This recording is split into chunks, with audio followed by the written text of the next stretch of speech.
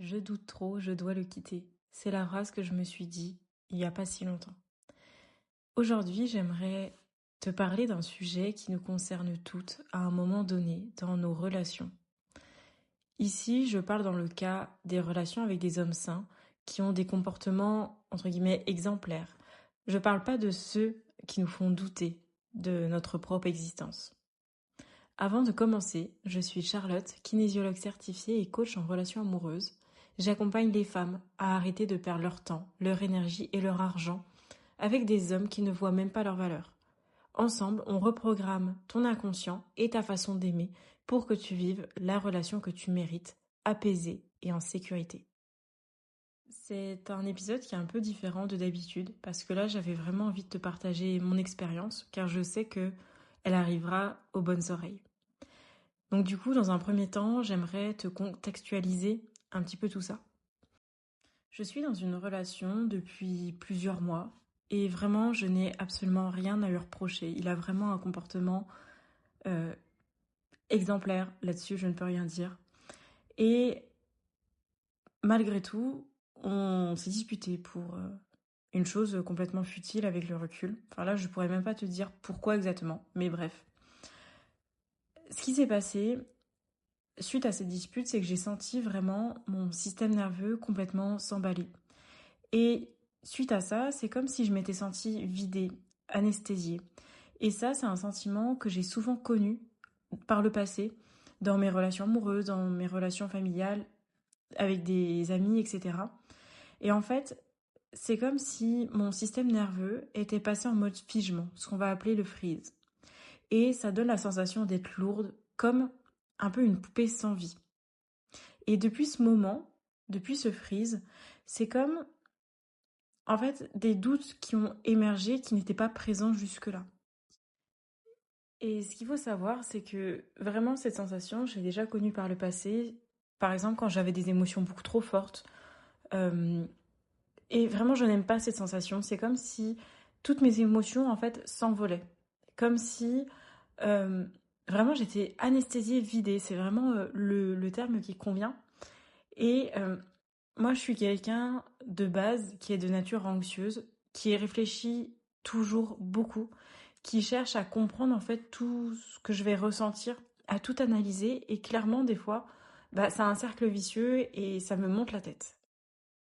Du coup, à ce moment-là, j'avais fait des recherches à ce sujet par rapport à l'anxiété en fait en relation. Et je me suis rendu compte que ça venait de mécanismes de mon enfance où j'ai développé en fait des mécanismes qui me poussent à tout analyser. En fait, c'est comme si je passais au peigne fin tout ce qu'on me dit, tout le langage non verbal, tout ce qui va être ressenti dans une conversation, tout ça, je vais pouvoir l'analyser. Alors dans un sens, c'est un atout dans mon métier parce qu'en tant que kinésiologue et coach, je peux vraiment lire entre les lignes pour vraiment venir démêler les blocages en fait. Mais d'un autre côté, si je le fais avec les autres, en même temps je le fais avec moi-même. En tant que kinésiologue, j'ai vraiment appris à me fier à mon corps, à mes ressentis. Sauf que pendant un certain temps, j'ai basculé dans l'extrême. Comme si je cherchais le moindre ressenti négatif pour venir confirmer mes doutes. Et je suis venue suranalyser le moindre ressenti et ça venait alimenter mon angoisse. Et avec tout ce qu'on voit sur les réseaux, mon angoisse, elle s'est clairement amplifiée.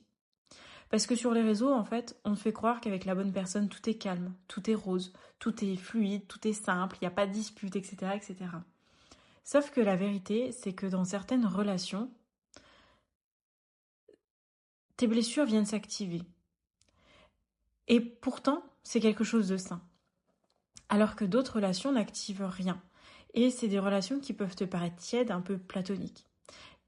Et il n'y a pas vraiment de bonnes ou de mauvaises relations. De là, j'ai vraiment pu catégoriser 3 types de relations. On va retrouver les relations qui sont toxiques, donc avec des personnes qui vont te faire t'oublier, qui vont te faire perdre ta valeur et ta confiance en toi. Et on va retrouver les relations saines. Dans les relations saines, on va retrouver 2 sous-catégories. celles qui viennent activer tes blessures, qui viennent activer ce système nerveux, mais pour autant qui restent dans le respect. Et on va retrouver celles qui n'activent pas, celles qui vont être entre guillemets dites tièdes. Du coup, grâce à tous ces questionnements, j'en suis venue à me poser 10 questions, en fait, qui vont permettre de savoir si on est réellement amoureux de quelqu'un ou pas, malgré les doutes. Et ces questions, je vais te les poser. Donc la première, c'est est-ce que je souhaite sincèrement son bonheur, même si ce bonheur ne passait pas par moi? Quand je pense à cette personne, est-ce que je me sens apaisée ou plutôt angoissée et dans l'attente? Est-ce que je vois ses défauts clairement, sans chercher à les minimiser, ou est-ce que je cherche à le réparer?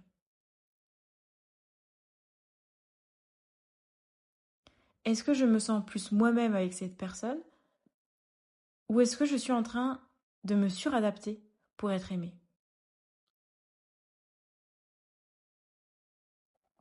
Si cette personne ne me donnait plus de validation, est-ce que mon intérêt resterait présent? Est-ce que mon désir de relation avec cette personne est plus fort que mon besoin d'être assuré, d'être choisi?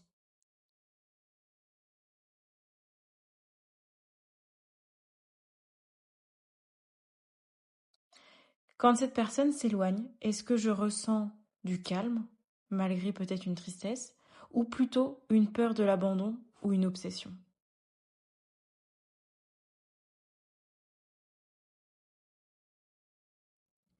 Est-ce que je suis attirée par cette personne telle qu'elle est aujourd'hui ou par ce qu'elle pourrait devenir?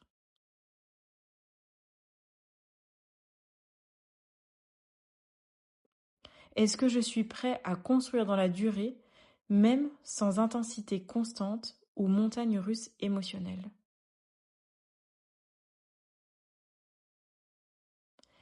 Est-ce que cette relation m'ouvre le cœur et me rend plus alignée ou est-ce qu'elle me rend plutôt dans la dépendance? Plus tu vas avoir de oui, alors plus tu ressens de l'amour pour cette personne. Et là, pour venir un peu plus en détail, si tu donnes entre 0 et 2 oui, tu auras plus tendance à être dans la dépendance affective, dans le manque, dans les blessures activées ou dans le besoin de validation. Entre 3 et 4, c'est tu ressens un attachement émotionnel pour cette personne, tu projettes beaucoup peut-être. Et tu as sûrement aussi très peur de le perdre. Et c'est pas encore le véritable amour. Là, on est vraiment dans la zone d'attachement. Ensuite, entre 5 et 7 oui, on retrouve en fait la zone intermédiaire. Celle où tu vas mélanger l'amour et l'attachement. Ça veut pas dire que c'est la red flag. C'est pas parce qu'on est attaché à quelqu'un que forcément on doit partir. Non. Là, ce que je te conseille de faire, c'est de vraiment venir observer et de voir comment ça évolue dans le temps. Et si tu réponds plus de 8 oui, alors là, on est vraiment dans un amour mature qui est en train de naître, où tu fais appel à la présence, à la conscience et au choix d'être avec quelqu'un et d'aimer cette personne. Pour ma part, j'ai vraiment compris grâce à ces questions que je ressens un amour vraiment mature pour cette personne, malgré l'angoisse. En fait, c'est un petit peu comme si, suite à la dispute, comme si les proportions s'étaient inversées. Comme si l'angoisse, en fait, avait pris le dessus sur l'amour, comme si elle venait l'englober. Et que, au final, je ne voyais plus que l'angoisse et les doutes, alors que si je creuse, entre guillemets, enfin, si je fais tomber cette carapace, cette armure de protection, de mécanisme inconscient, et ben en fait, je me rends compte que l'amour que je lui porte est vraiment sincère et profond. Et du coup, maintenant, tu peux me demander comment être sûr de sa réponse. Parce que mentalement, on dit oui, ok, mais le corps, le système nerveux, qu'est-ce qu'il en dit, lui? Et pour ça, dans un premier temps, je t'invite vraiment à venir réguler ton système nerveux. Pour cela, tu peux retrouver de nombreux exercices, par exemple sur ma page Instagram, Chat Féminine Coach, où vraiment on apprend à reprogrammer ton inconscient, à venir briser un petit peu toutes ces croyances limitantes que tu as par rapport à l'amour, et surtout à venir sécuriser ton corps. Ensuite, je vais te conseiller de revenir à une réponse corporelle. C'est-à-dire que tu vas pouvoir faire un exercice où tu vas pouvoir te mettre debout avec rien autour de toi qui te touche. Et tu vas simplement demander à ton corps de te donner un oui. Comment est-ce que ton corps répond face à une réponse positive? Est-ce que tu vas plus te basculer en avant, plus en arrière, sur un côté ou de l'autre? Vraiment, sois attentive à ce ressenti. Ensuite, tu vas pouvoir demander le non, la réponse négative, et voir en fait la différence entre ce oui et ce non. Tu vas pouvoir ensuite te poser des questions au début où tu connais en fait la réponse, pour voir comment ton monde intérieur réagit. Moi, c'est vraiment ce que j'ai fait. Je me suis posé des questions un petit peu bêtes. Par exemple, est-ce que j'aime le chocolat? Genre, oui, j'aime le chocolat. Et de voir la réponse que mon corps apportait à ça. Quel était mon ressenti à l'intérieur de moi en connaissant la réponse pour en fait enlever la réponse anxieuse. Et ensuite, tu vas pouvoir te demander tout simplement si tu te sens bien avec cette personne, si tu es amoureuse d'elle, si tu te sens en sécurité. Fais une question à la fois. Et tu verras que ton corps, malgré les doutes, malgré les peurs, va te répondre d'une manière où tu te sentiras en sécurité. Voilà, j'espère que cet audio t'aura permis de prendre conscience de tes doutes, de ces mécanismes de protection. Ça, c'est un exercice que tu peux faire de ton côté, de venir comprendre en fait pourquoi est-ce que ton mental réagit de cette manière, de comprendre un petit peu l'origine. Après, évidemment, attention à ne pas tomber dans les extrêmes, à venir tout suranalyser, à...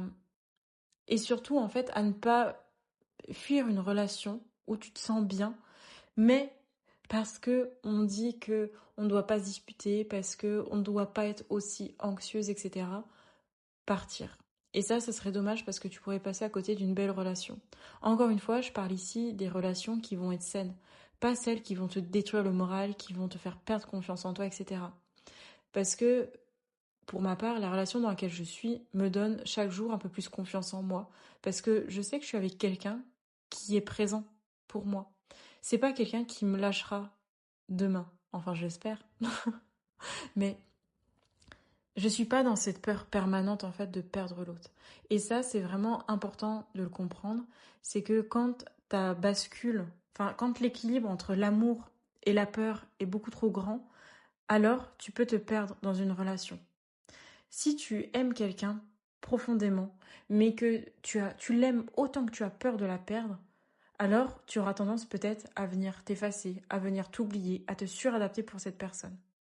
Alors que si tu aimes quelqu'un en étant aussi, entre guillemets, dans le détachement, enfin, c'est normal d'avoir peur de perdre quelqu'un qu'on aime. Évidemment, c'est logique. Mais quand on est dans quelque chose de sain, on sait que même si cette personne n'est plus là, on reste présent, on reste vivant.